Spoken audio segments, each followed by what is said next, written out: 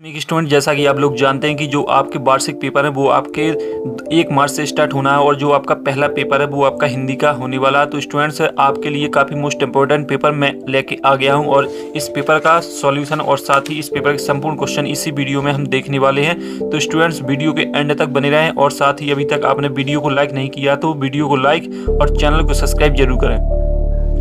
Students, इस paper का पहला भाग डल चुका है और साथ ही स्टूडेंट्स जिन्होंने पहला भाग नहीं देखा वो मेरे चैनल पर जाकर पहला भाग देख सकते हैं। और स्टूडेंट्स, इस जो आपके इस पेपर के सही विकल्प है वो मैंने आपको फुल सॉल्यूशन के साथ पहली वीडियो में डाल दी हैं। और यदि आप इस पेपर का पहला भाग देखना चाहते हैं तो मैं डिस्क्रिप्शन में लिंक डाल दूंगा, वहां से आप इसे देख लेना।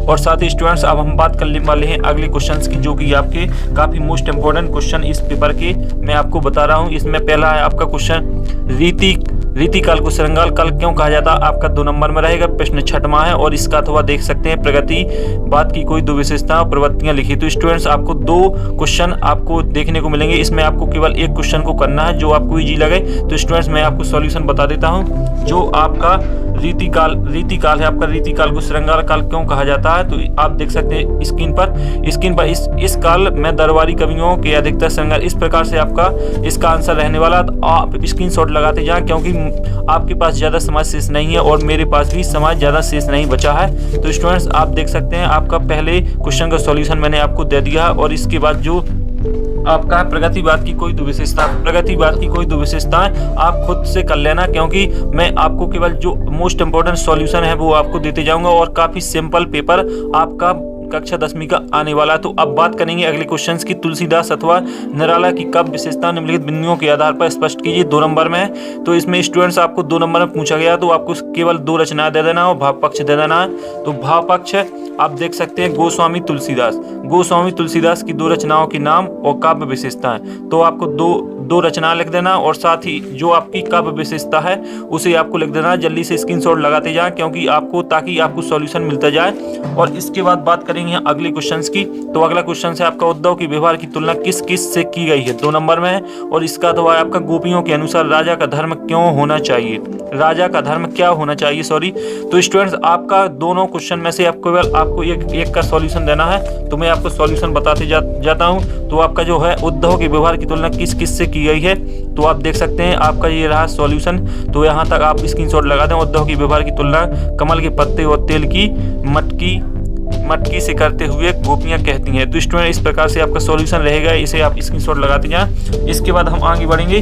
तो आगे बढ़ने के लिए आपका 9वां क्वेश्चन है, लक्ष्मण ने वीर युद्धों की क्या क्या विशेषताएं बताई हैं। उत्सव कविता में बादल किन किन अर्थों की ओर संकेत करता है।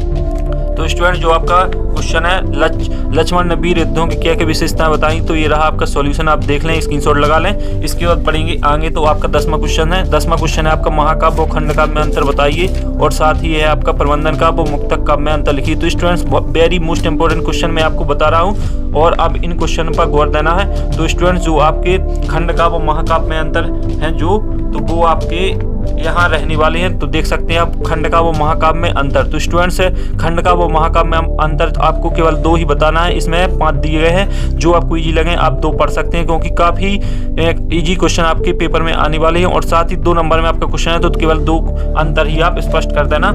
इसके बाद बात करेंगे अगले क्वेश्चन की। तो अगला क्वेश्चन से आपका अतिशयोक्ति अलंकार की परिभाषा उदाहरण से समझाई 2 नंबर में और इसका अथवा जो स्टूडेंट्स वो है आपका 2 छंद का उदाहरण। तो स्टूडेंट, 2 क्वेश्चन में से केवल आपको एक का आंसर देना जो आपको इजी लगे और यह क्वेश्चन आपका 2 नंबर में।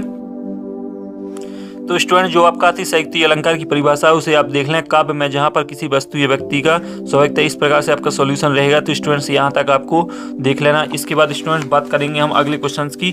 तो इसमें अगला क्वेश्चन से आपका 2 छंद का उदाहरण से समझाई, तो ये आप स्वयं कर लेना। स्टूडेंट, बहुत ही सिंपल आपका पेपर आने वाला है, ज्यादा टेंशन ना लें और साथ ही आप अपनी नोटबुक का रिवीजन करते रहें क्योंकि आपके पास ज़्यादा से समय नहीं है। लेकिन टेंशन वाली कोई बात नहीं है क्योंकि स्टूडेंट्स पेपर काफ़ी इजी आते हैं यदि आपने अच्छी तरीके से अपनी तैयारी पेपरों की होगी। तो इसके बाद है आपका अथवा नाटक और एकांकी में अंतर लिखिए।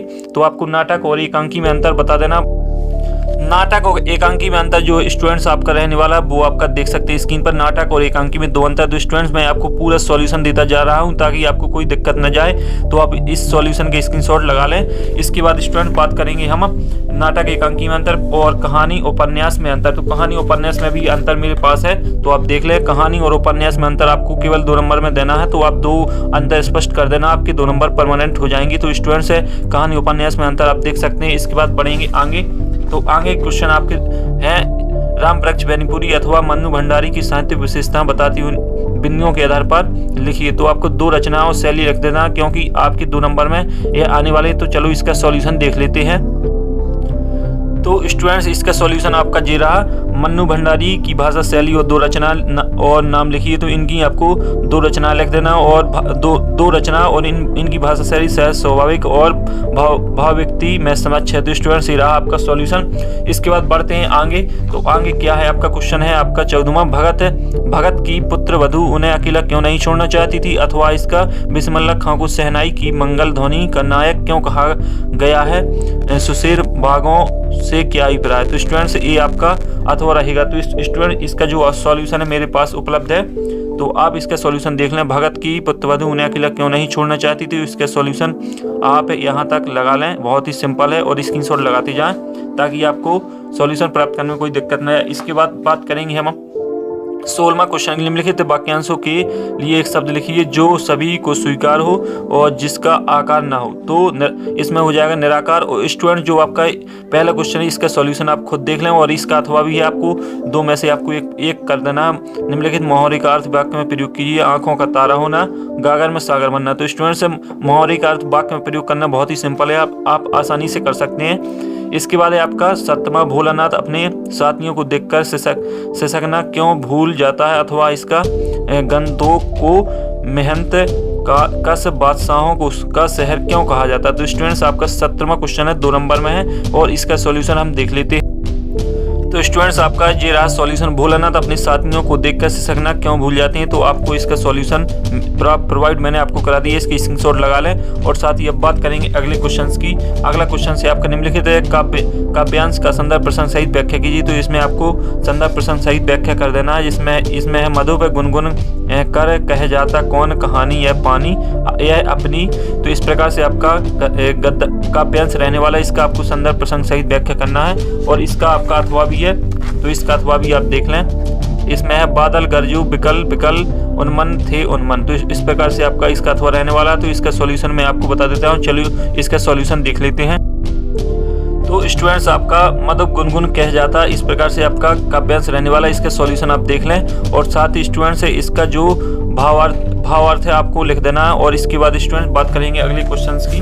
तो जो आपका अगला क्वेश्चन रहने वाला है वो है आपका निम्नलिखित गद्यांश की संदर्भ प्रसंग सहित व्याख्या कीजिए। 3 नंबर में है बार बार सोचते क्या होगा उससे कौम का जो अपनी। इस प्रकार से आपका गद्यांश रहने वाला और इसका अथवा भी देख लें आप। बाल गोविंद भारत की संगीत साधना और का चरम उत्कर्ष उस दिन देखा या गया उनका बेटा मरा इकलौता बेटा था। तो इस प्रकार से आपका गद्यांश रहने वाला और इसका जो सॉल्यूशन है मैं आपको देने वाला हूँ। चलो देख लेते हैं इसका सॉल्यूशन। तो स्टूडेंट ये रहा आपका सॉल्यूशन। गद्यांश की संदर्भ प्रसंग सहित व्याख्या कीजिए। बार बार सोचते क्या होगा उस कौम का जो अपने। इस प्रकार से आपका गद्यांश रहने वाला है, इसका सॉल्यूशन आप देख लें।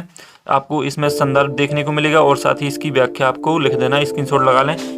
इसके साथ बात करेंगे अगले क्वेश्चन की। आपका 20वां मेरे जीवन का लक्ष्य विषय पर एक अनुच्छेद लिखिए। वो मित्र के बीच परीक्षा की तैयारी पर संवाद। तो स्टूडेंट इसका सॉल्यूशन बहुत ही सिंपल है, इसे आप स्वयं कर लेना, बहुत ही सिंपल है, आप बना के लिख सकते हैं।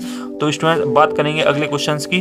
21वां है आपका निम्नलिखित अपठित काव्यांशों को पढ़कर पूछे गए प्रश्न को उत्तर लिखिए। तो गगन गगन तेरा यश पहरा पवन पवन तेरा बल गहरा। तो इस प्रकार से आपका काव्यांश रहने वाला है। इसमें से आपको 3 क्वेश्चंस के आंसर देना है। इसमें है उपरोक्त काव्यांश का शीर्षक, आप अपने देश को प्यार क्यों करते हैं, उक्त काव्यांश का भावार्थ। तो स्टूडेंट्स आपका जी रहा सॉल्यूशन। तो सॉल्यूशन आप देख सकते हैं, ये आपका रहेगा काव्यांश। तो इसका सॉल्यूशन आपको देख लेना। आपका शीर्षक रहने वाला प्यारे भारत देश और इसका आप अपने देश को प्यार क्यों करते हैं। तो इसका सॉल्यूशन देख लें और इसका काव्यांश का भावार्थ लिखना है। तो इसका भावार्थ भी आपको स्पष्ट कर देना है।